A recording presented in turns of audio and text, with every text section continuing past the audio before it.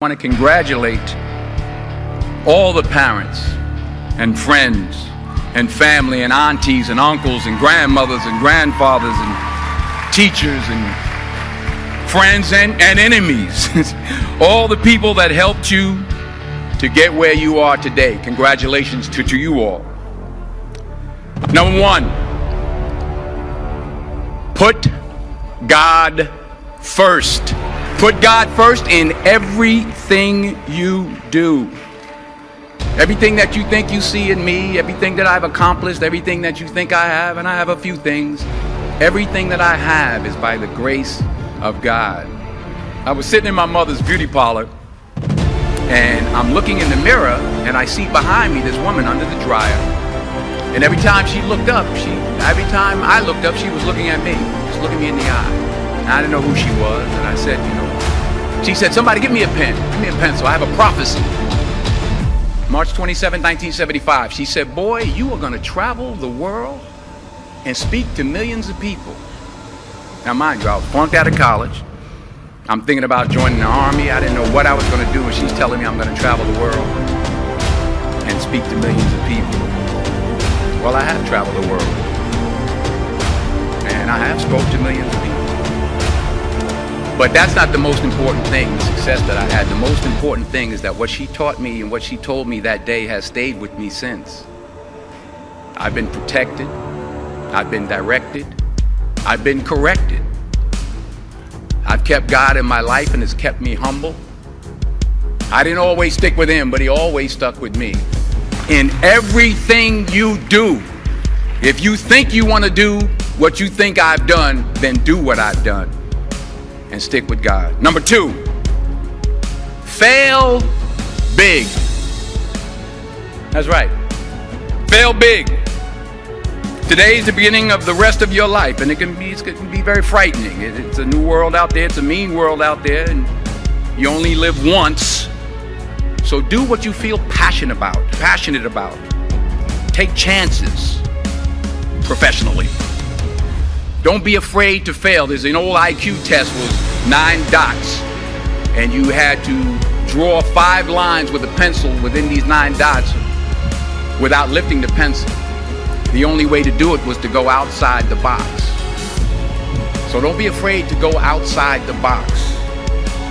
Don't be afraid to think outside the box. Don't be afraid to fail big, to dream big. But remember, dreams without goals are just dreams, and they ultimately fuel disappointment. And understand that to achieve these goals, you must apply discipline and consistency. In order to achieve your goals, you must apply discipline, which you have already done, and consistency every day, not just on Tuesday and miss a few days. You have to work at it every day. You have to plan every day. You've heard the saying, we don't plan to fail, we fail to plan. Hard work works. Working really hard is what successful people do. Remember, just because you're doing a lot more doesn't mean you're getting a lot more done. Remember that. Just because you're doing a lot more doesn't mean you're getting a lot more done. Number 3, you'll never see a U-Haul behind a hearse. I'll say it again. You'll never see a U-Haul behind a hearse. I don't care how much money you make, you can't take it with you. The most selfish thing you can do in this world is help someone else.